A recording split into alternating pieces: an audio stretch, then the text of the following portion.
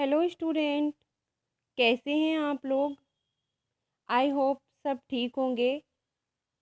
Summer vacation के बाद आज हम फिर अपनी स्टडी स्टार्ट करने जा रहे हैं। तो बच्चों, अब तक हमने क्लास थर्ड में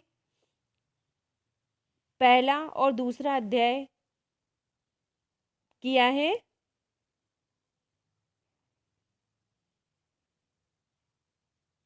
तो इसके बाद में आज हम नया टॉपिक स्टार्ट करने जा रहे हैं जो कि ग्रामर का है, संज्ञा।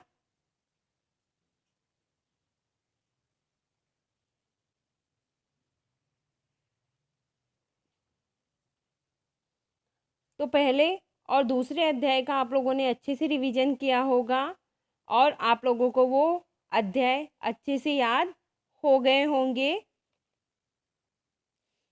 और हम अब संज्ञा स्टार्ट करने वाले हैं। तो सबसे पहले हम संज्ञा के बारे में परिभाषा पढ़ेंगे। तो किसी व्यक्ति, वस्तु, स्थान, प्राणी, भाव आदि के नाम को संज्ञा कहते हैं।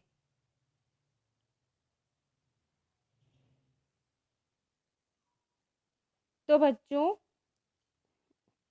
किसी व्यक्ति, वस्तु, स्थान, प्राणी, भाव आदि के नाम को हम संज्ञा कहते हैं। जैसे कि राम, किताब, आगरा, कुत्ता, सुंदरता आदि सभी क्या हैं, संज्ञा हैं।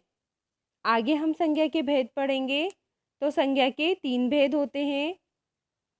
यह संज्ञा 3 प्रकार की होती है: व्यक्तिवाचक संज्ञा, जातिवाचक संज्ञा, भाववाचक संज्ञा। तो हमारे सामने 3 प्रकार की संज्ञा है: व्यक्तिवाचक संज्ञा, जातिवाचक संज्ञा, भाववाचक संज्ञा। सबसे पहले हम व्यक्तिवाचक संज्ञा के बारे में पढ़ेंगे।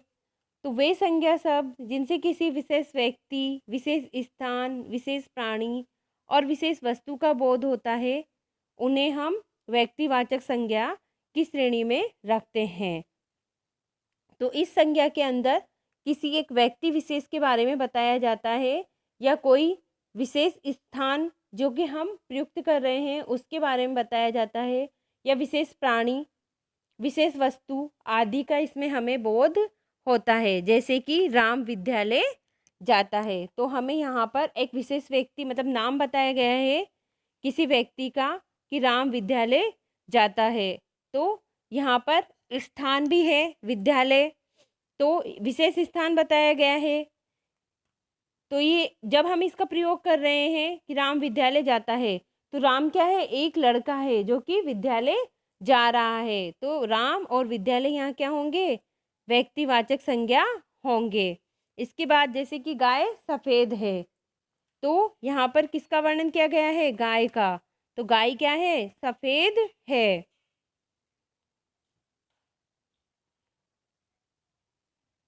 इसके बाद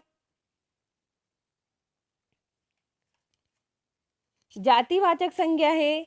तो वे शब्द जिनसे किसी व्यक्ति, वस्तु, स्थान तथा प्राणी की पूरी जाति का बोध या पता चलता है, जातिवाचक संज्ञा कहलाती है।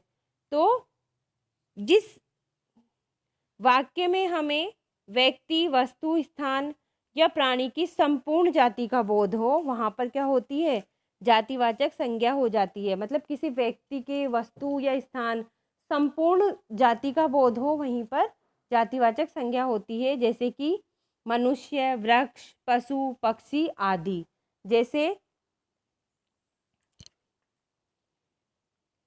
उद्यान में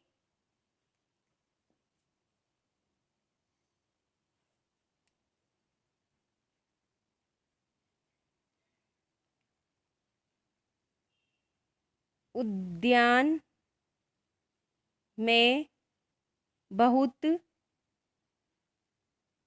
सारे वृक्ष हैं।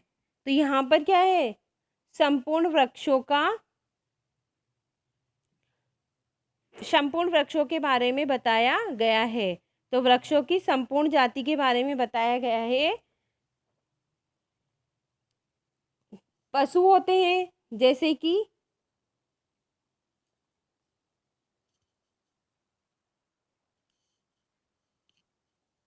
पेड़ पर बहुत सारे पक्षी बैठे हैं। तो वहाँ पर ये नहीं बताया गया है कि कौन सा पक्षी है और कौन सा पक्षी नहीं बैठा है।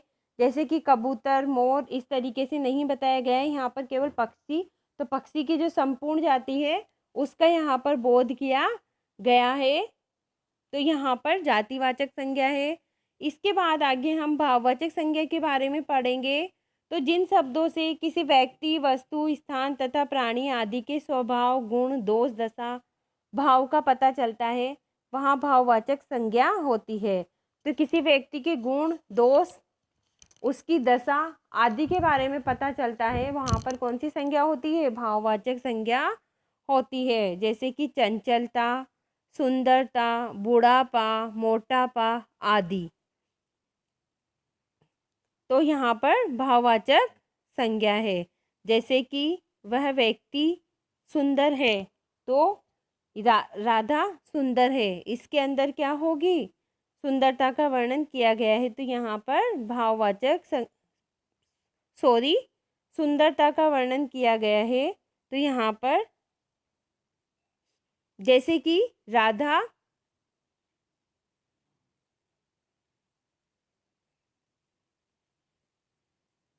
राधा में अनुपम सुंदरता है, तो यहाँ पर सुंदरता आया है। तो सुंदर से सुंदरता भाववाचक संज्ञा बनी है।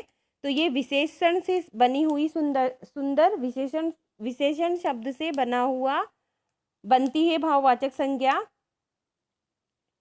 तो यहाँ पर सुंदरता के बारे में बताया गया है। जैसे कि कोई बूढ़ा व्यक्ति है, तो यहाँ पर उससे व्यक्तिवाचक जो संज्ञा है उससे ये बुढ़ापा बना है। तो यहाँ पर भाववाचक संज्ञा हो गई ये भी। मोटापा, तो मोटा व्यक्ति है अगर, तो मोटा तो क्या होगा? विशेषण हो गया, और विशेषण से यहाँ पर मोटापा भाववाचक संज्ञा बनी है।